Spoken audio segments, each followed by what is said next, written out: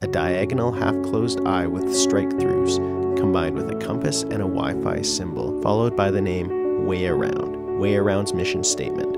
The smart orientation and wayfinding system that makes public places natural and welcoming for people who are blind. Armand Fisher, co-founder. I hope WayAround goes everywhere that it can bless anybody that is visually impaired or blind. Darwin Belt, co-founder. Armand told me that the biggest challenge he had was going into public spaces and not being able to get in those public spaces, especially if his wife was not there. Armand. Going into the restroom was one of the most scary things that I had to do. You've got people swarming around you and not really paying attention to you, and you're trying to find the facilities. Darwin. I've always been a problem solver, and I love a challenge.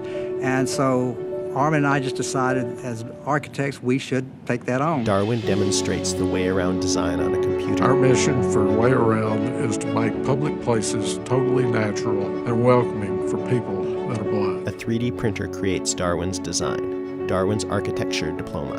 Darwin and I actually met in school when we were going to Texas Tech University in the early 70s.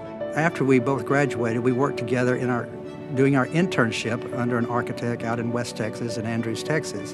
And shortly after, Armand and I formed a business, and we had an architectural business there for several years. An architect's studio. As our careers grew, we went on separate paths and really lost contact with each other for about 30, 35 years.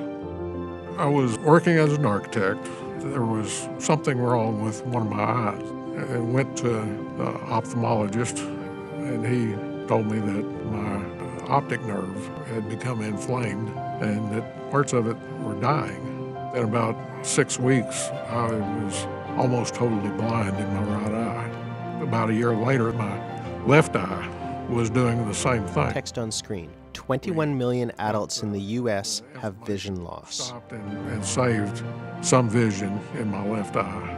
I found out that Armand was living right outside of the Dallas area, and so my wife and I decided to stop and see Armand and his wife, and we met at a restaurant one evening and reconnected, and it seemed like the decades had not really even been decades, they had only been weeks.